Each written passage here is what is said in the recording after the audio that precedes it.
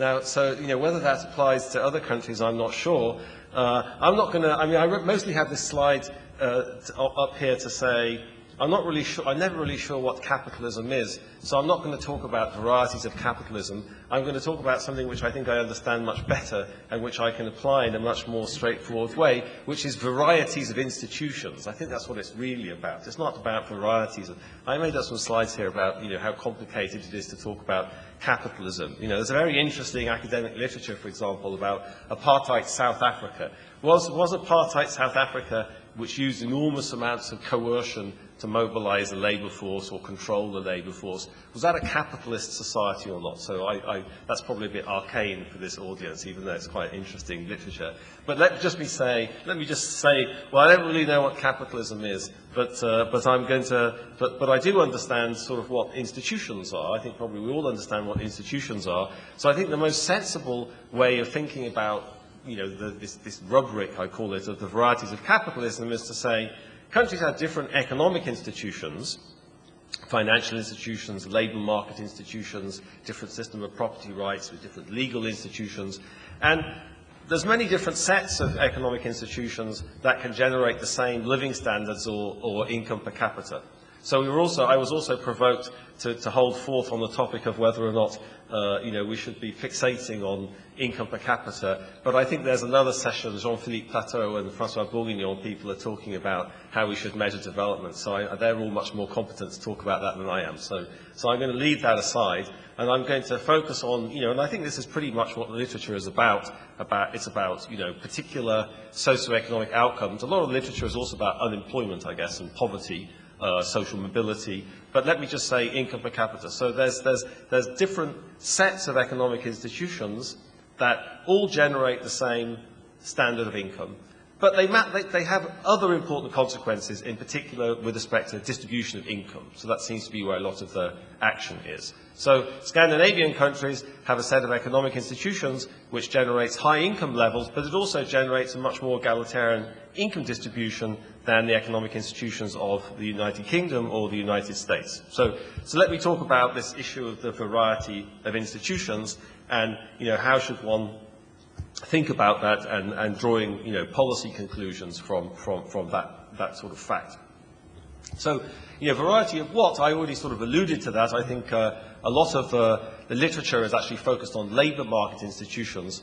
I guess what I always think about, one of the political scientists got a lot of rent out of this concept, but there's a wonderful old paper by two economists, Kampfels and Driffel, about how you can have similar unemployment rates of very different labor market institutions. You can have a competitive labor market which has low unemployment, and you can have a very uncompetitive labor market which, if you have centralized wage bargaining, also gives you very low unemployment. But of course, those two systems give you the same unemployment rate, but they give you very different distributions of income. So the share of wages in national income would be much higher under the model with highly uncompetitive labor market and centralized wage bargaining. So that's a sort of very, I guess I've always had that idea in mind when people talk about varieties of capitalism, and they think, well, it must be the second system must be better than the first system, and I guess a lot of that is, a lot of literature is about that. Okay, let me just say one thing which I guess is related to my own research,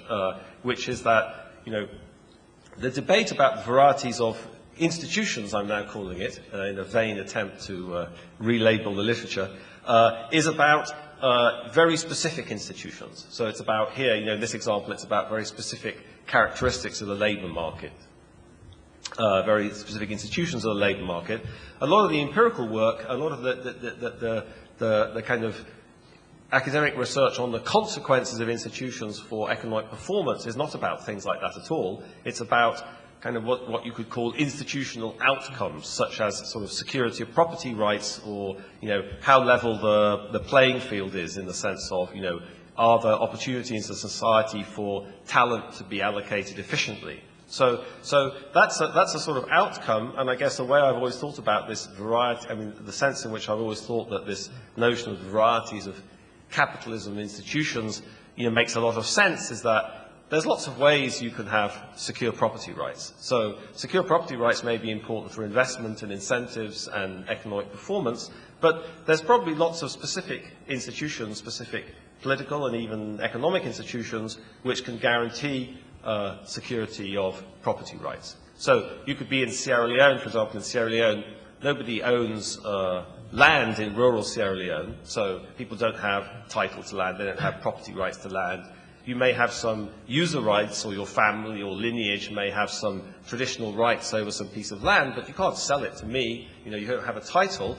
But that doesn't mean, in some circumstances, your property rights on what you do on that land would be sufficiently secure that you'd want to invest. Okay, so the specific institutions may look very different from what you imagine generates good incentives in the United States with respect to investment in land, but it could have the same consequences for this outcome. I'm saying this institutional outcome. So there's a sort of academic debate about what you should call an institution and what you shouldn't call an institution, but I'm not going to discuss that now, just as long as it's kind of clear what I'm talking about. I don't think that matters very much.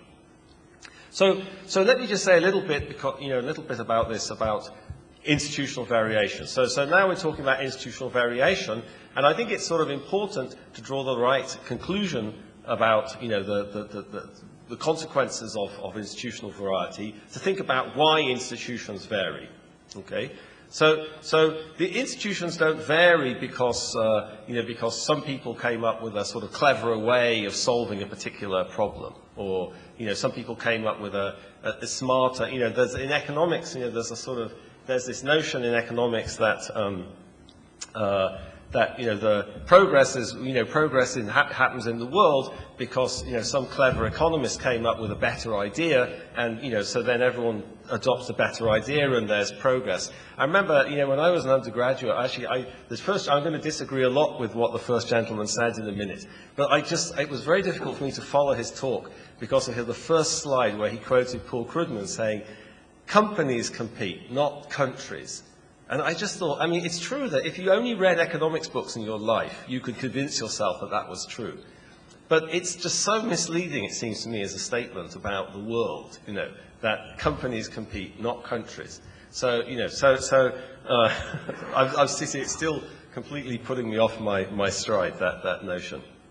Okay, so I just want to say, the way I think about institutions, why do institutions vary across countries? Okay, so these institutions have enormous consequences for economic outcomes, for economic development. It may be that some sets of institutions generate very different sets of economic institutions in Western Europe or the United States generate similar levels of income per capita, but there's many other sets of institutions in the world that generate far inferior levels of income per capita. Okay, so the way I would think about these differences in institutions is not a consequence of sort of ideas or the role of economists, but it's really to do with politics. Okay, so institutions in society are a consequence of political conflict, of the aggregation of preferences, of conflict of interest. I was going to give the example of apartheid South Africa. Apartheid South Africa is sort of my favorite example of how to think about how politics influences institutions. Apartheid South Africa was a system run by white people at the expense of black people. Economic institutions were organized to exploit black people to transfer income and assets from black people to white people. That was a system of economic institutions which, from an economic point of view, is extremely irrational. It led to enormous underinvestment in human capital. It led to massive misallocation of talent and resources, but it was terribly good for white people. Why did that system stay in place? Why was it like that? Because it was the white people who had the guns, and it was white people who voted, and they created a system which was to their benefit. Now, you might think that's a very crude example, but sometimes crude examples are good for getting the idea across. Okay, so that's the way I think about the world. Even in the Scandinavian model, there's not everybody benefits from the Scandinavian model.